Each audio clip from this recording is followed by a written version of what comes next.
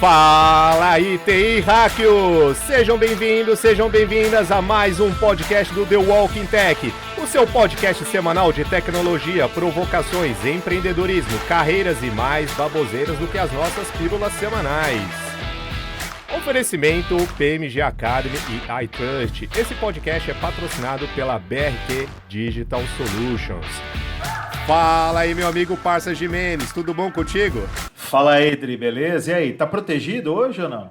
Instalei uns 10 antivírus aqui, duplo fator de autenticação, cara. Fechei até a porta, passei até a chave aqui, velho. Comprei até um cofre pra guardar minhas senhas da minha carteira Bitcoin.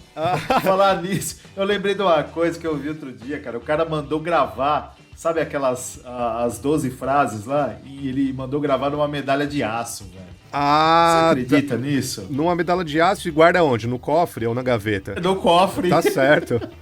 Tá certo, bem inteligente. Que beleza. Eu achei que ele fosse distribuir para 5 pessoas da família diferente, 4 pessoas da família. Dá uma medalhinha para cada um com parte da senha. Então você é que nem eu, quando eu comecei na área de segurança da informação, eu pedia pros usuários cadastrarem a senha com 256 caracteres, aí ele tinha que escrever num papel e guardar na gaveta, então. Maravilha. Pois é. Bom, ou debaixo do teclado, né? O post-it debaixo do teclado. Bom, já sabe hoje que quem tá ouvindo, o papo hoje é segurança da informação, segurança cibernética.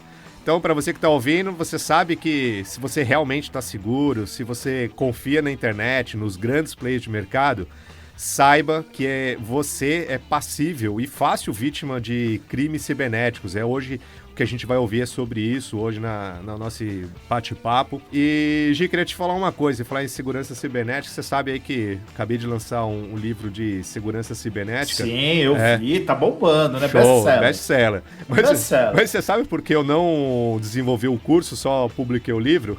E na Amazon ainda, viu? Para não deixar no meu site. Porque quando eu lancei o curso de Ethical Hack, adivinha qual site que foi mais... da PMG Academy. Lógico, cara, lógico. O pessoal testava os comandos que a gente ensinava direto no site. Aliás, até me ajudou, né? Deixou o site um pouco mais seguro. Agora, imagina se eu lanço um curso de segurança cibernética. Aí minha vida acabou, né, cara? Enfim, é isso. E eu, falando de segurança também, eu li uma reportagem recente, mas foi publicada já faz um tempinho, foi no final do ano passado, do nosso querido Donald Trump. Ele falou assim, cara, o advogado, né, o advogado do Trump sugere fuzilamento do ex-chefe de segurança cibernética. Ele disse isso numa entrevista. Falei, pra que mandar fuzilar? Quer ferrar o cara, mano? Só bloqueia o perfil do Instagram, acabou, né, meu? Acaba a vida. Tira o Facebook dele. Tira o Facebook e morreu o assunto. Bom, é isso. Hoje, então, a gente vai falar com um profissional que tem décadas aí de experiência com segurança cibernética, segurança da informação, trabalha com segurança desde os 7 anos de idade. É um cara que tem muita experiência, trabalha numa empresa que tá começando agora, né, Gimenez? Começou aí recente. Uns menininhos novos aí. Menininho novo. Começou agora. Ele é Head de Segurança da Informação Nacional da Microsoft, nosso querido amigo Marcelo Zillo. Marcelo, como que você tá, meu amigo? Tudo bom? Oi, pessoal. Olá, Adriano. Olá, Gimenez. Prazer estar aqui com vocês para bater esse papo. Muito assunto para falar, né? Você me entregou aí, cara. Pô, 7 anos não. Eu era um pouquinho mais velho já, cara. Mas você tá com 14 anos, não tá? Né? Então. Faz alguns anos só de diferença, entendeu? Mas é um prazer estar aqui com vocês, poder bater esse papo e trocar com a galera aí. Acho que é sempre muito positivo. Obrigado pelo convite.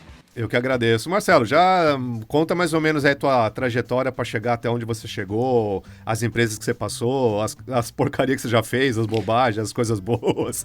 Conta a tua trajetória. Cara, eu tenho uma história que... primeiro que eu entrei na área de TI, eu vou tentar ser sucinto, sabe? Filho de radialista é complicado, rapaz. A gente fala muito, né? Eu entrei na área de TI, eu era músico, eu tinha um estúdio de áudio em casa, meu pai é radialista, então eu gravava jingle... sabe, música pra carro de som, sabe, aquelas coisas bem do interior, eu sou do interior, então a gente fazia muitas coisas. Pamonha. Por aí. E eu já vinha tocando em casamento e tal. Aí um dia meu pai virou pra mim e falou assim, você tem que estudar alguma coisa. Eu falei assim, música? É isso. Ele falou assim, não, música você já estudou, já tinha feito piano clássico, já tinha me formado dava aula já, tá? Ele falou, não, isso você já fez, agora você vai estudar aquele negócio ali, ó. Eu tinha um computador na época, cara, assim, tava começando aqueles negócios de MIDI, sabe? Sim, cara, muito, né? Eu sou daquela época, você lembra da Sound Blaster? Vocês lembram disso, né? Do modemzinho. Não, eu não lembro, não. O Gimenez me contou. Lembra. O Gimenez me contou.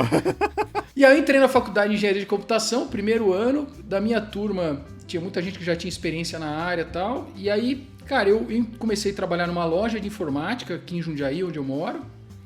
Montando computador, lembra na época que vinha as peças lá? Comprava as peças, montava computador e tal. Eu comecei assim.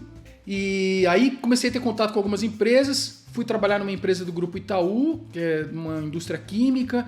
Depois trabalhei em consultoria, depois passei pela Módulo Security, depois passei por outras empresas, Accenture, Checkpoint, e sim, e eu caí na área de segurança graças a um bom amigo.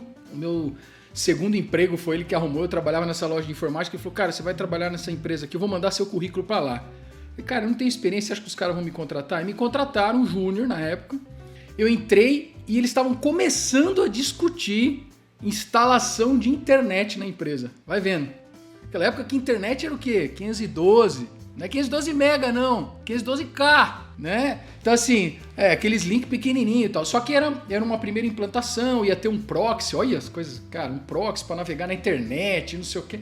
E aí, na época, meu chefe falou assim, cara, alguém tá afim de aprender esse negócio? Eu falei, serve eu? Aí, cara, putz, eu lembro que eu fui para São Paulo comprar Resource Kit do NT4, sabe? Umas coisas assim de 1900 e bolinha, NT351 e tal, para poder migrar e criar proxy, não sei o quê. Meu, assim, aí eu caí na área de segurança, comecei a trabalhar na área, depois passei por consultoria, passei pelo meu primeiro DDoS da vida. O primeiro DDoS que eu presenciei era num link de 5 mega, cara. Você consegue um link de 5 mega? Cara, hoje a galera tem em casa 100 mega, 200, 300, 1 giga. Então assim, cara, na época 5 mega era 10 mega era o ó. Assim, o cara tinha que ter um baita de um link e tal. E aí comecei a trabalhar na área, vim da área técnica, passei por análise de risco, pen testing, vulnerability assessment, fiz de tudo um pouco.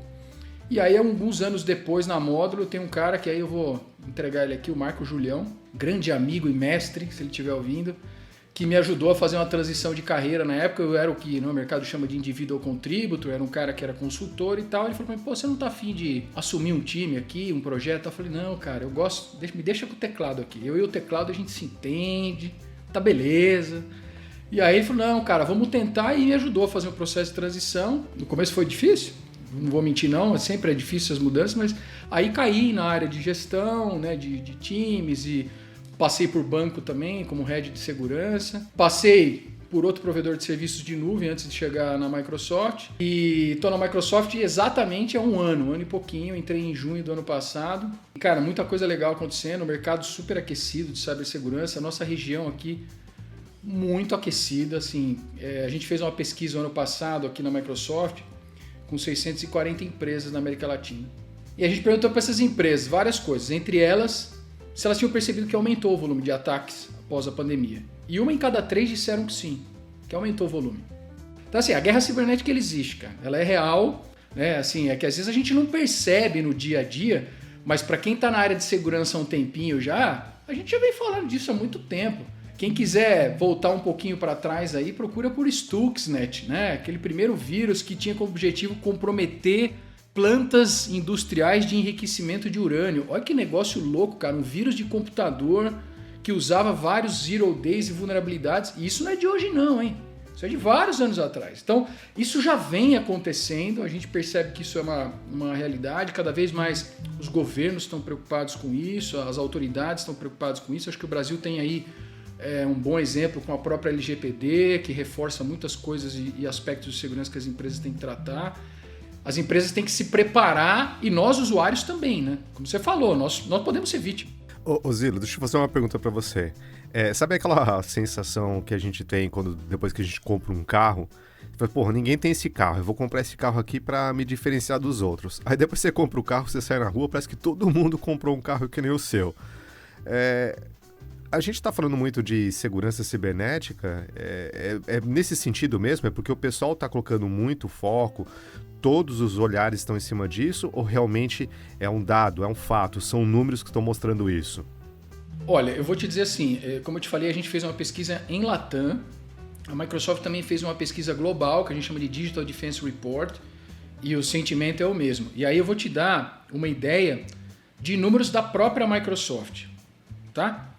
Se eu perguntasse para você e para o Jimenez, quantos sinais diários de ataque a Microsoft analisa? Porque a Microsoft ela é atacada, certo?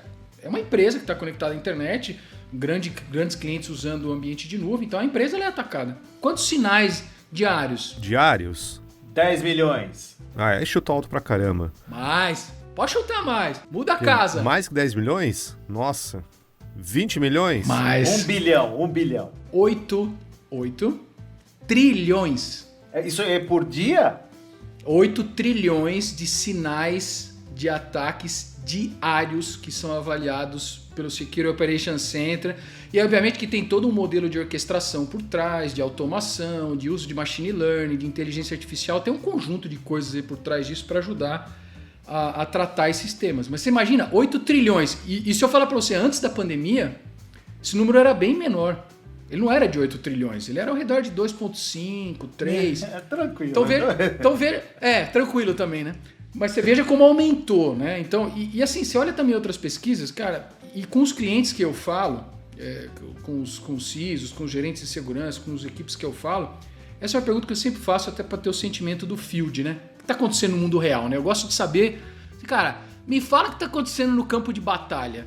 E o que eu tenho ouvido de todo mundo é realmente isso. Os ataques aumentaram, até porque, e aí vem outro número que é super legal, dependendo do ponto de vista, né? Só que não. Os fraudadores, os atacantes, eles vão atrás da notícia. Então, a gente tem um estudo aqui na Microsoft que a gente mostra o volume de phishing quando a pandemia foi declarada. A pandemia foi declarada, acho que foi em fevereiro, março do ano passado, não foi? Por aí. Por ao redor, né? Assim. Logo depois do carnaval, né? Que começou foi logo o primeiro depois, caso foi fevereiro, aqui. março, Quando isso aconteceu, a gente vê que o volume de phishing aumentou. Aí você fala assim, pô, mas por que uma coisa está ligada à outra? Porque os fraudadores sabem, né, que as pessoas ficam mais curiosas e também ficam mais susceptíveis e mais fragilizadas no momento desse, né? Então você imagina quantas pessoas queriam saber sobre vacina em fevereiro do ano passado? Quantas pessoas queriam saber sobre remédios para tratamento e cura? Então é o que o cara faz, ele monta um phishing bonitinho.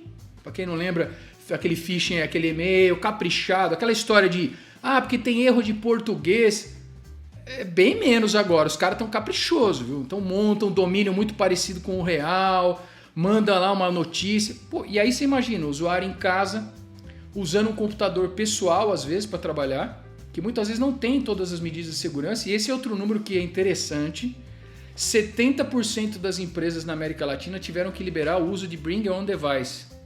Ou seja, dispositivo pessoal para conectar na empresa e trabalhar. A pergunta é, dá para ser seguro com dispositivo pessoal? A resposta é sim, dá. Mas você tem que implementar as coisas corretamente. Não é simplesmente acessa aí, toma aí a VPN e vai. Não é bem assim. Não é bem assim. Então veja, trabalho remoto, computadores pessoais, as pessoas mais fragilizadas. Então o fraudador fala assim, putz, prato cheio. Tanto que quando a gente pergunta, né, quando a gente avalia, e tem várias pesquisas que falam isso, qual foi o ataque que mais cresceu? Adivinha? Phishing, porque é um vetor que o cara joga bilhões, trilhões, enfim, de e-mails por aí, e uma parte vai cair, e é o que ele espera, não são todos que vão cair, né? E aí acho que também tem a questão, eu tenho falado muito disso, eu tenho um filho de 5 anos, né, Adriano, que chama Augusto, e aí outro dia ele tava falando assim, papai, o que você faz se entrar um vírus no seu computador? Vai vendo, né? 5 anos, cara. E aí explicando pra ele, não, filho, olha, tem que tomar cuidado quando você usar a internet, começa a explicar. Eu acho que esse é um tipo de conversa que a gente tem que ter com os filhos, que tem que ter com o pai, que tem que ter com a mãe, que tem que ter com a avó, que tem que ter com a tia, sabe? Esse tem que ser uma conversa do dia a dia. Eu tenho um pai, como eu falei, radialista, que nunca tinha usado computador, assim, usava computador, mas não para trabalhar. Com o advento da pandemia, ele está fazendo programa de rádio de casa. Então ele teve que se adaptar. E aí, compramos um computador legal para ele, coloquei lá, tal, não sei o quê. Adivinha, né? Eu tive que ter uma conversa com ele sobre os perigos da internet. Você vai receber phishing é isso aqui, cuidado, tome cuidado de quem está mandando, arquivo anexo, etc. Porque é um mundo, né, que, cara, infelizmente, né, tudo na humanidade pode ser usado para o bem e para o mal, né? Assim, a internet traz muitos benefícios para nós, mas tem outro lado também, que é preciso tomar cuidado. Então, galera, atenção, né? Ô Zilo, me chamou a atenção o número exorbitante, você falou de 8 trilhões diários. E vocês conseguem bloquear tudo isso só com Avast? Ou tem alguma com que ferramenta é utilizada para bloquear tudo isso, cara? Cara, excelente pergunta, cara. Eu vou te dizer assim, a Microsoft passou por um processo há muitos anos atrás de transformação até da prática de segurança internamente, como a gente implementa. Porque nesse volume que eu estou te falando, você tem que buscar muita automação, porque eu já tive do outro lado da mesa, eu brinco com os clientes, eu já tive do outro lado como cliente da Microsoft, como cliente de provedores. E a gente sabe o seguinte, cara, mão de obra, existe um gap profissional hoje, estimado, tá? Segundo o IC Square, de 4 milhões de profissionais no mundo de segurança. 600 mil só na América Latina. Então, qualquer profissional de segurança que você falar, qualquer CISO, ou alguém que está montando o time, ele tem um desafio gigante para montar o time. Porque ele está disputando profissionais, detalhe, não só no mercado brasileiro, porque agora empresas lá fora estão vindo buscar profissionais aqui, porque nós temos um ambiente super criativo, nós temos um ambiente super desafiador, então isso faz com que a gente tenha que se adaptar e aprender muito. Estamos perdendo os melhores, né? Então as empresas estão vindo buscar aqui, então existe uma disputa muito grande globalmente. Agora, aliado a isso, ou seja, você tem um gap profissional, então você precisa buscar formas de otimizar o trabalho dessas pessoas. Então a Microsoft utiliza lá um conjunto, cara, a gente poderia ficar aqui um outro podcast 3 horas falando de todas as práticas que a gente tem, mas em resumo, é um modelo de diversas tecnologias implementadas, então vai do antivírus padrão até o que a gente chama de XDR, que é o Extended Detection Response, que é uma ferramenta que te dá automação de resposta a incidente. Por exemplo, vamos materializar. Você pega um cara que clicou num phishing. Clicou no phishing e baixou um malware. Putz, você tem que isolar essa máquina. Você tem que isolar aquele processo. E você vai fazer isso com interação humana? Você vai depender de um analista que vai ter que entrar na máquina e fazer isso? Também funciona, só tem um problema. Enquanto o analista está tratando um, está chegando outro. Tá chegando outro, tá chegando outro. Então como é que você faz, né? E aí a Microsoft passou por isso, né?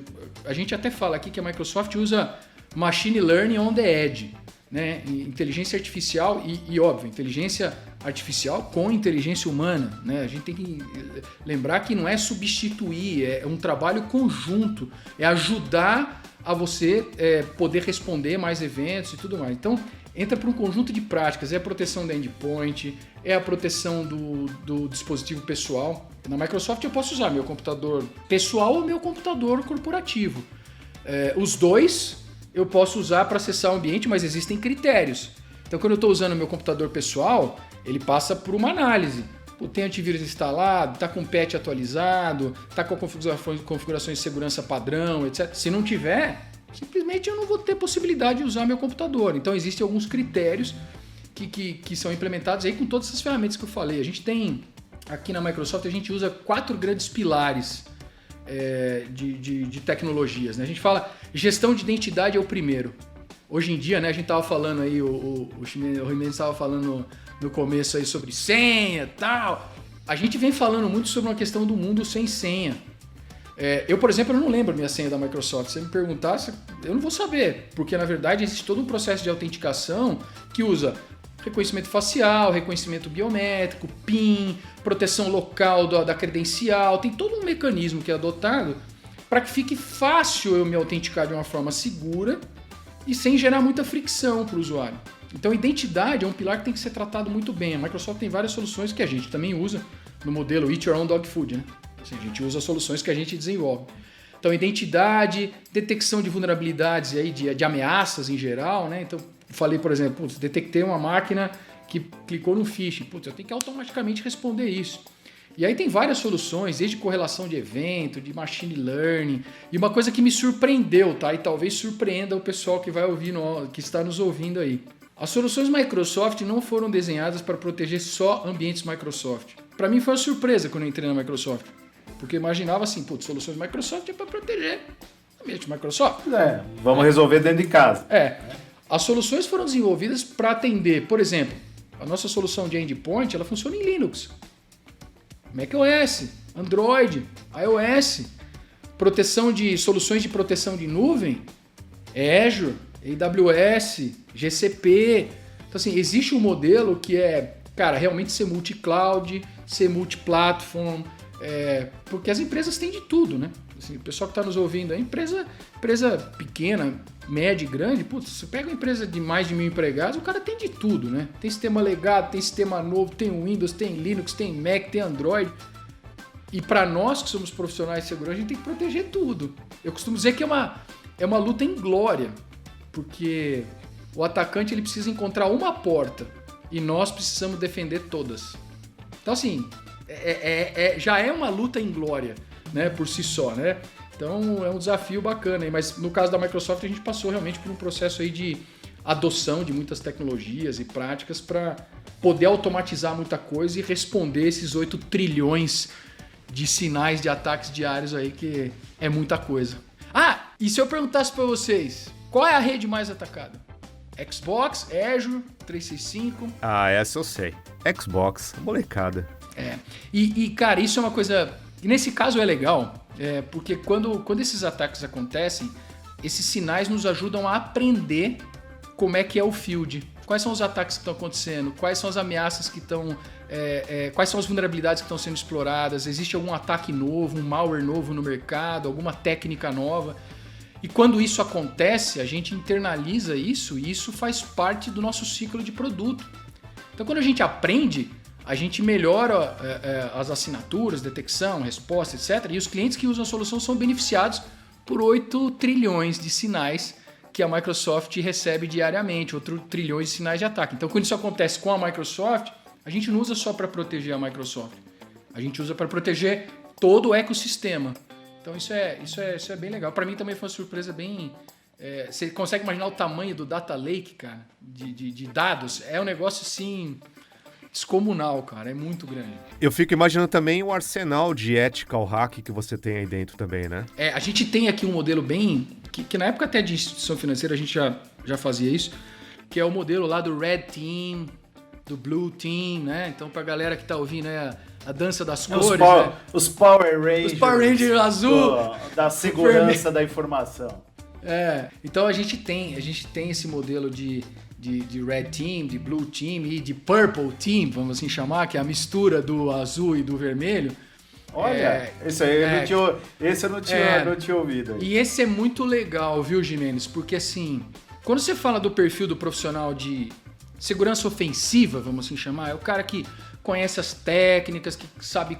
Eu não tô falando de rodar ferramenta, tá? Tô falando... O cara roda uma ferramenta lá para fazer um ataque de SQL injection. O que você está fazendo? Por que você está explorando aquele formulário? Por que o formulário é vulnerável?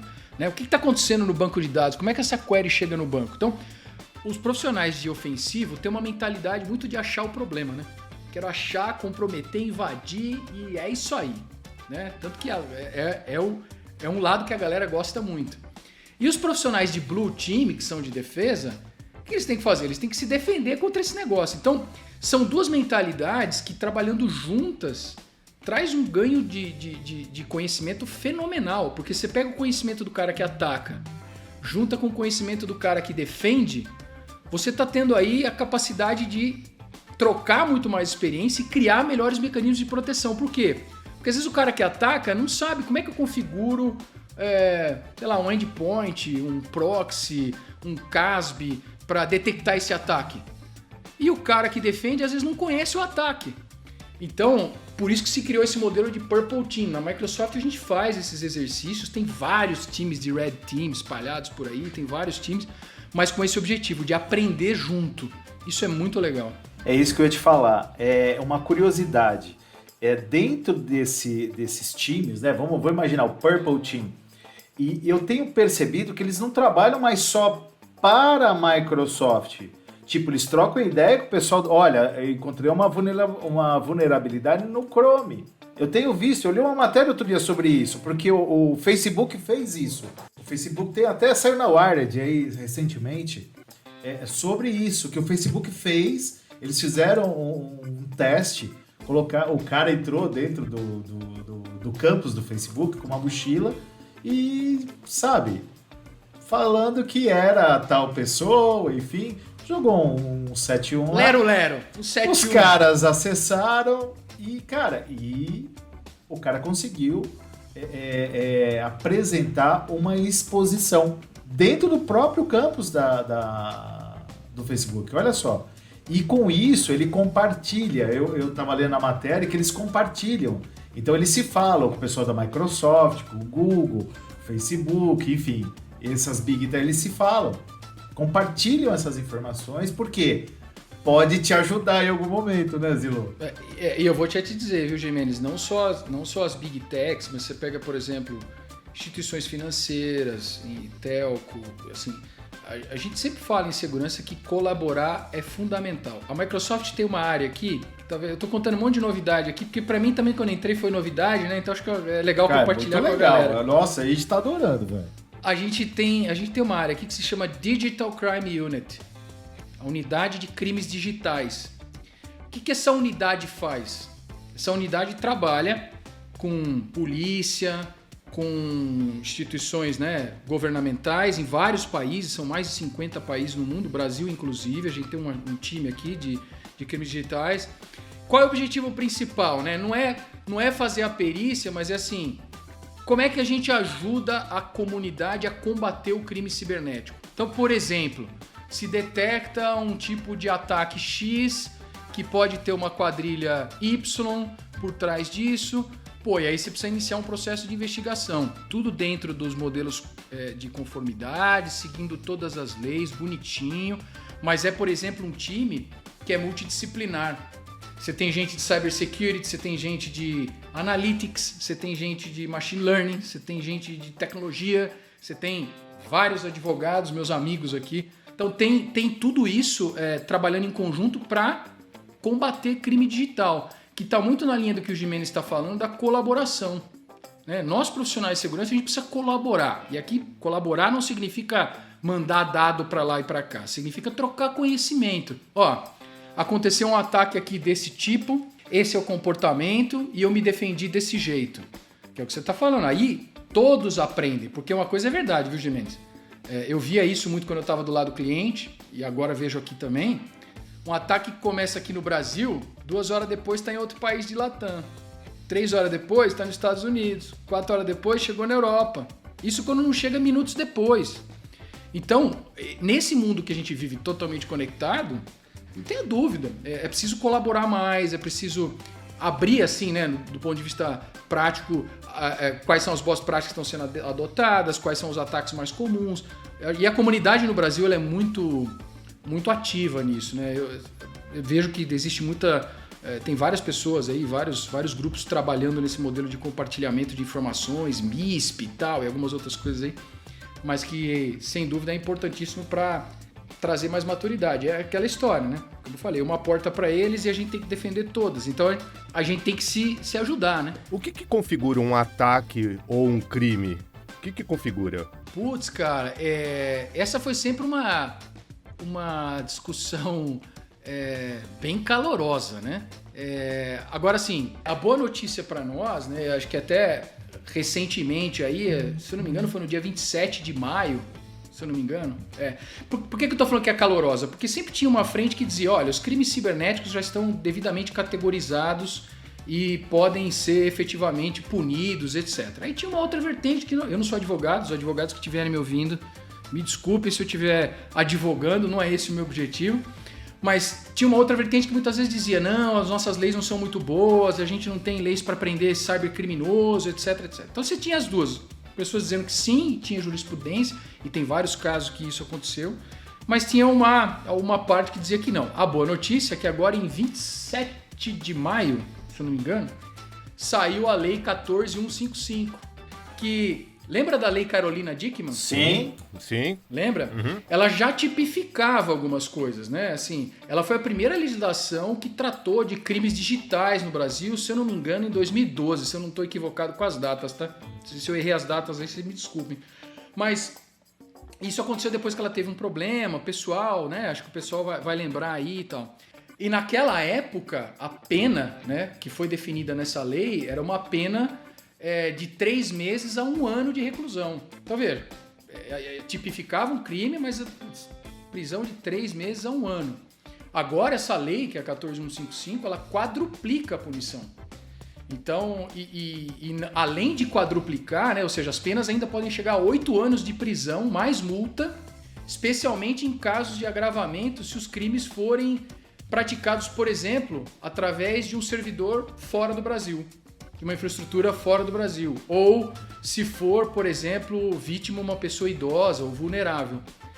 Se entende que a punição tem que ser mais severa nesses casos. Então, isso é uma coisa legal porque materializa muito mais a questão da tipificação do crime, né? E ele também deixou um pouco mais claro essa questão do que é o crime, né? Então ele fala que utilizou informações fornecidas pela vítima para executar algum tipo de atividade, não é só invadir a máquina do usuário.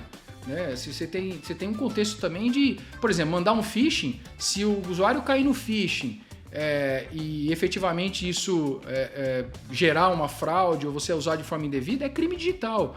Então, não é só a invasão do dispositivo, né? Então, mandei um malware, invadi a máquina do cara, isso é crime digital. É mais que isso.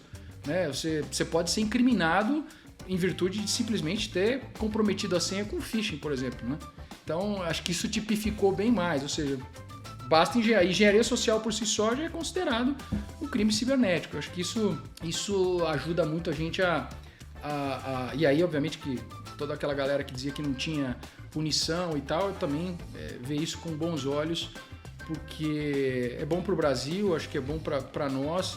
Infelizmente, a gente tem pessoas boas e más em qualquer lugar, né? Somos humanos e isso tem que ser punido, tem que ser perseguido, sem dúvida, porque isso ajuda o Brasil, inclusive, a entrar num modelo de competitividade diferente, né? Assim, tem um estudo muito legal da Organização dos Estados Americanos, da OAS, não é OAS? OEA. Isso, que acho que esse é da OAS. Depois eu compartilho com a galera aí, a gente põe em algum lugar aí, mas eu acho que é da OAS. Que ele faz um comparativo entre os países na América Latina e o nível de maturidade em cibersegurança. É um estudo bem legal. E ele passa por diversos aspectos. Por exemplo, como que o assunto é tratado na escola? Né? Tem países em que isso é uma disciplina, se fala sobre cibersegurança, se fala sobre os riscos, se fala sobre punição para as crianças, porque afinal de contas, os nossos filhos vão ser os profissionais de amanhã, que vão estar nesse mundo conectado. Eu brinco, eu falo assim, cara, meu filho mexe no iPad melhor que eu, com 5 anos. Assim, outro dia eu tô lá, ele já tá lá na TV, colocando o menu certo e tal. Eu falei, caramba, o moleque daqui a pouco já tá hackeando o controle remoto, né? Tem que deixar o computador travado aqui, porque senão daqui a pouco eu chego e ele tá usando. E ele tá se expondo, né? De certa forma ele tá se expondo. Então ele chega até um certo limite, mas ele, de alguma forma, ele tá se expondo. E isso é preocupante. E o que você tá dizendo, cara, cara, tem tudo a ver com o negócio. Se a gente não tiver isso desde cedo, né, porque isso vai fazer parte do seu dia a dia. Porque hoje tudo é digital, né? Qualquer lugar, a sua geladeira, ela tem um link, né? Você tem um Alexa. A gente tem um Alexa. Você vê o que aconteceu recentemente lá, o caso nos Estados Unidos, do Colonial Pipeline, do ataque que aconteceu lá. Cara, eu costumo dizer que o mundo real e virtual estão cada vez mais conectados. Então, um ataque virtual pode sim causar disrupção operacional. A empresa parou. Ela parou de funcionar por causa de um ataque, por causa de um ransomware. Ela parou de funcionar. E eu vou dizer para você, os ataques de ransomware, de sequestro de dados, já foi aquele tempo de que é um ataque que o cara manda para não sei quantas pessoas. Isso também existe, o famoso modelo lá da rede para todo mundo. Mas existe um novo modelo de ataque de ransomware, uma nova categorização que a gente começou a detectar na Microsoft em 2019, que a gente chama de Human Operated Ransomware, ou seja, ransomware operados por humanos. Se a gente pegar as primeiras letrinhas, significa humor, né? De humor não tem nada, porque um ataque desse não é nada engraçado. E o que acontece na verdade? Você tem um ataque de ransomware que é operado por uma quadrilha especializada e que tem como objetivo causar grandes impactos na empresa. Então assim, não é criptografar uma máquina. O cara quer criptografar o banco de dados inteiro. Ele quer criptografar todos os servidores. Ele quer criptografar o backup. E aí você percebe que nesses ataques tem lá um tempero, vou assim chamar, do que a gente conhecia muitos anos atrás dos ataques direcionados. Lembra? Dos target attacks, dos APTs. Uhum. Então o cara entra na rede sem privilégio nenhum, depois escala privilégio, faz movimentação lateral, chega no AD, tem credencial privilegiada. Aí ele fala assim, putz, beleza, agora eu vou ficar em silence mode só entendendo como é que esse negócio funciona. Aí ele fala assim, pô, já entendi onde estão os sistemas críticos, já entendi onde estão os backups, já entendi onde tem banco de dados crítico. Eu falo o seguinte... Atacar! Plá! Aí o cara, né? E por que ele faz isso de forma tão planejada? Porque quando se faz isso de forma planejada e causa grande impacto, a chance de você conseguir o pagamento disso é maior, né? Em virtude da disrupção. Então, eu tive casos de clientes que eu acompanhei aqui em Latam que teve o backup criptografado, cara. Então, assim, o backup, né? Legal. Como é que você protege o backup, cara? Então, assim, e é uma pergunta que às vezes eu faço para os clientes, eu falo assim, cara, tem que fazer o básico bem feito. Aliás, tem uma expressão que eu adoro, que a gente usa aqui, eu antes de entrar na Microsoft, eu não conhecia ela, que a gente chama de higiene cibernética. Tem coisas que são higiênicas, cara. Assim, meu filho, todo dia eu tenho que dizer para ele, filho, escova o dente, toma banho, vai dormir. Aí no dia seguinte de novo, filho, escova o dente, toma um banho, vai dormir. Até ele aprender, isso é higiênico. Então tem questões de segurança cibernética que são higiênicas. Patch, é chato? Mas é higiênico. Tem que instalar. Você tem que corrigir as vulnerabilidades do sistema operacional, dos aplicativos, etc. Independente de qual sistema seja, A, B ou C, tem que fazer, é higiênico. Backup, é higiênico, tem que fazer. Tem que proteger o backup, é higiênico. Tem que usar segundo fator de autenticação. Não existe mais razão nenhuma para não se usar segundo fator de autenticação. Seja na sua rede social, seja no seu WhatsApp, sequestro de WhatsApp, né? Aquela festa aqui, a gente sabe, vira e mexe, algum amigo tem esse problema. Então, pô, habilitar o segundo fator de autenticação, tornar isso uma realidade, porque não faz sentido. No mundo que a gente tá, não faz sentido. Ciro, sabe o que tá vindo na minha cabeça aqui? Agora eu vou filosofar um pouco. Você falou do teu filho. Você tem um filho, eu tenho 3 filhas e na faixa aí de 10, 11 e a outra tem 17 anos. E com esse negócio de pandemia, tá todo mundo em casa. A sensação que eu tenho, porque assim, os pais também estão trabalhando dentro de casa. Então me parece que o elo mais frágil nessa corrente toda tá o comportamento humano. Ferramenta tem. Solução tem. Profissional. Tecnologia existe. Exatamente. Mas nada disso vai funcionar. Eu fiquei preocupado agora, porque as minhas filhas estudando dentro de casa, cada uma tem um notebook. Com a senha. Que já é bom, hein? Exatamente. Que já é uma boa prática, porque uma das coisas que a gente vê às vezes é o compartilhamento de computadores. Take care. Mas mesmo assim, então, olha lá, tá lá acessando o Teams, tá lá acessando o Office 365, tá lá acessando tudo, eles têm a senha de tudo, elas sabem mexer tudo bonitinho. Eu e minha esposa, a gente apanha pra caramba pra tentar ajudar elas, porque elas sabem mais do que a gente. Mas agora elas começaram assim, papai, a gente tá jogando esse jogo, a gente entrou nesse site, a gente pode, não pode. Eu falei, pelo amor de Deus, se ela tá avisando isso agora, o que ela já fez antes? Então, toda hora a gente tá levando o notebook pra formatar, pra consertar, porque dá pau, que tá cheio de antivírus, deixa o computador lento pra poder jogar, então eles desativam. Aí quer baixar alguma coisa, o antivírus bloqueia, ela vai e desativa o antivírus. Eu tô falando de uma criança de 10 anos, cara. É assustador isso. E ela pode infectar, ela pode invadir nossa rede. Tudo bem que eu tenho um roteador aqui, tem tudo, mas a gente tá passível disso. Se o cara quer, ele invade. É assustador. Então, eu tenho a impressão que eu acho que o mais difícil tá na pessoa do que na solução. Não sei se você compartilha com essa ideia.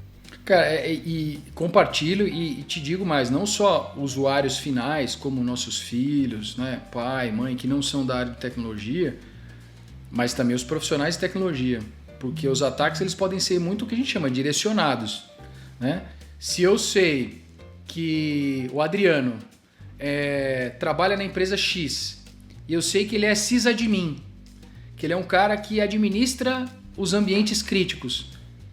Pô, se eu quiser fazer um ataque direcionado para esse cara, não tô falando para ninguém fazer isso, hein? Não façam isso, pelo amor de Deus. Não façam isso. Corta, editor. Mas eu tô falando por casos que eu vivenciei no passado e que eu já vejo, que o cara vai começar a procurar informações na rede social do cara, do que ele gosta, onde que os filhos estudam, fazer o levantamento de engenharia social para ver se ele consegue, de alguma forma, ludibriar aquele usuário com algo muito específico. Cara, eu já recebi. Tem um ataque aqui na Microsoft, o mercado também já fala disso, que é o Business Email Compromised. Que é assim, se eu tenho uma empresa, olha só que louco, eu quero atacar a empresa A, mas a empresa A tem um monte de medidas de segurança, então a gente fala que o ROI, né, o retorno de investimento do ataque é muito alto, o cara vai ter que fazer muita coisa para atacar essa empresa. Mas ele sabe que a empresa A fala com a empresa B. Aí ele fala, nossa, deixa eu olhar a empresa B. Aí ele olha a empresa B e fala, opa, tá mais fácil, vamos lá na empresa B. Aí ele vai na empresa B, compromete a empresa B e a partir da empresa B chega na primeira. Então assim, o ecossistema, né, não só de parceiros inclusive. Ô Zilo, isso seria o Ransomware as a Service? Rapaz, existe isso, Gimenez, ainda bem que você me lembrou. Eu sei. Eu vi esses dias, eu fiquei impressionado, sinceramente. Sabe quanto custa comprar um... Não estou falando para as pessoas fazerem isso. Dado estatístico de estudo que a Microsoft fez na Deep Web. Quanto custa comprar um ransomware? Chuta um valor, quanto custa? Uns $1.000.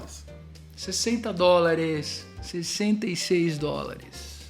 60 doleta pra eu prejudicar o coleguinha, vamos dizer assim. E, se você quiser, tem o modelo de Ransomware as a Service no modelo, né? 30% é do cara, 70% do outro. Então a gente faz um Revenue Assurance aqui, certo? Modelo de negócio moderno. Compartilhamento de receita, pois se der certo, olha, se não que der. Lindo isso. Cara, quando você Louco. olha... O Adriano falou, né? Eu não vou falar quando eu comecei em segurança aqui, senão... cara, lá atrás, quando a gente falava de um ataque desse, você tinha que ter muito recurso técnico, muito conhecimento. Nem todo mundo tinha infraestrutura. Cara, hoje todo mundo tem um computador potente em casa, uma internet... Não todo mundo, mas boa parte das pessoas que trabalham na área tem isso em casa e tal. O poder de fogo foi distribuído para todo mundo, né? Agora todo mundo, cara, fazer um ataque DDoS é barato. Você compra um ataque DDoS na Deep Web por um mês. Então assim, o Adriano tava falando lá, os caras testavam o comando no meu site. Você vai na Deep Web e fala assim, cara, eu quero fazer um ataque DDoS nessa empresa aqui, custa X. O cara ficou um mês atacando a empresa lá com um monte de bot que ele tem no mundo para causar impacto. Então olha só que louco, cara, porque a gente tem fraude como serviço, ransomware como serviço, é um negócio que...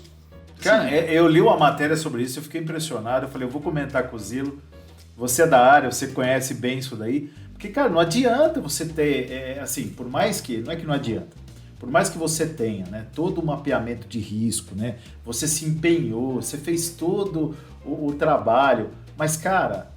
Olha, é o que você falou, né, Zilo? Eu tenho um monte de porta, né? O cara só vai atacar... Mas eu tenho que defender todas. E não existe segurança 100%.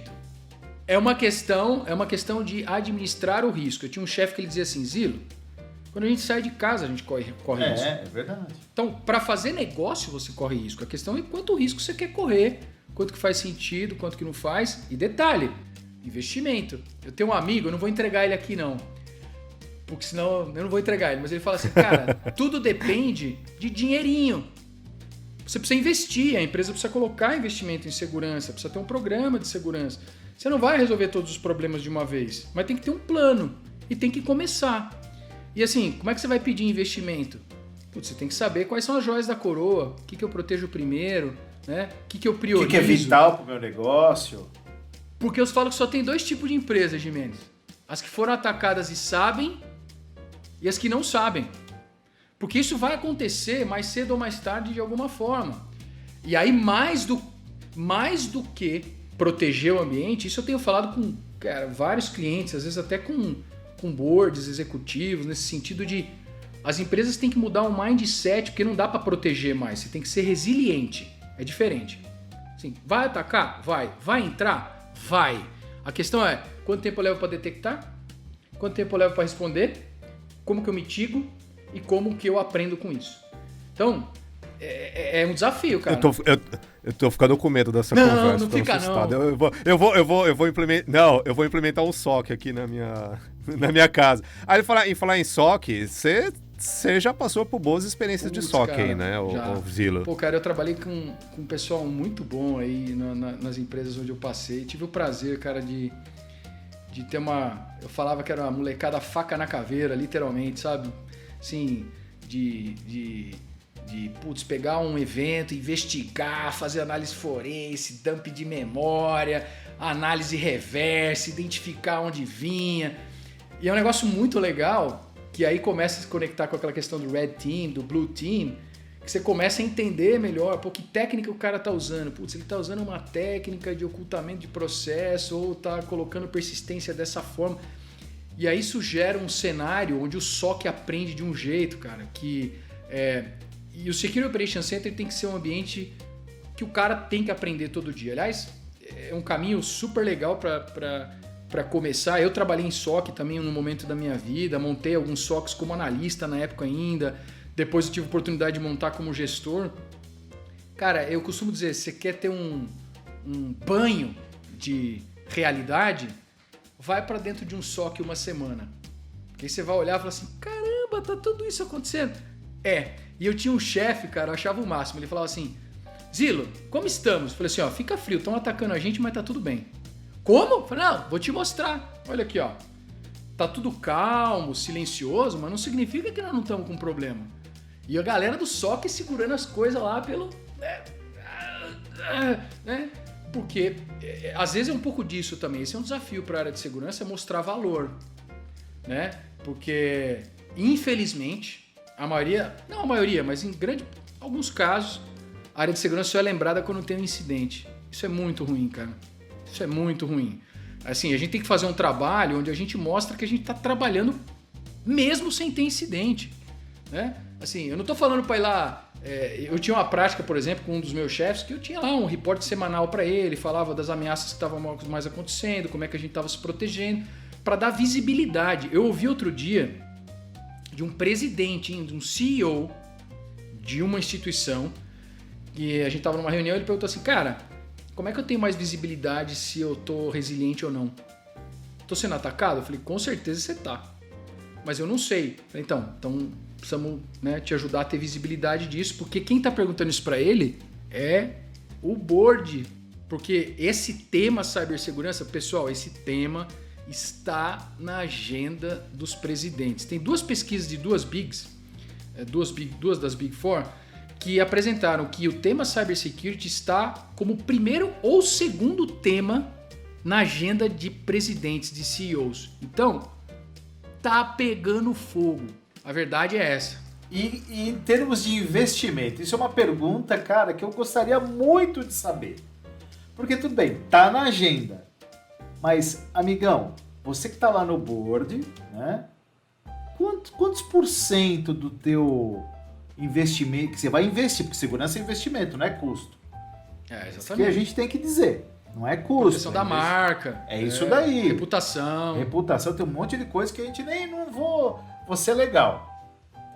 Quantos por cento do que é separado para investir nisso? Pelas pesquisas que você tem visto, as empresas que você lida. Como é que você tem visto isso, Zilo? Tem alguns números bem, eu diria que nos fazem refletir para o bem e para o mal, né? Na pesquisa que nós fizemos ano passado aqui na Microsoft, em Latam, a gente perguntou para as empresas essa é uma métrica interessante, tá? Quantos por cento do investimento de tecnologia era direcionado para cibersegurança? 49% investe de zero a 5%. De 0 a 5%. O que significa, eu fico olhando e falo assim, pô, não deve ter alguém que investe zero. Deve estar 0,1, 0,2. Mas até 5% do orçamento de TI direcionado para tecnologia, 50%. Tá? Aí depois você tem outros ranges, E só para você ter uma ideia, acima de 15% do budget, só 7%. E aí, quem que tá dentro desse bolo?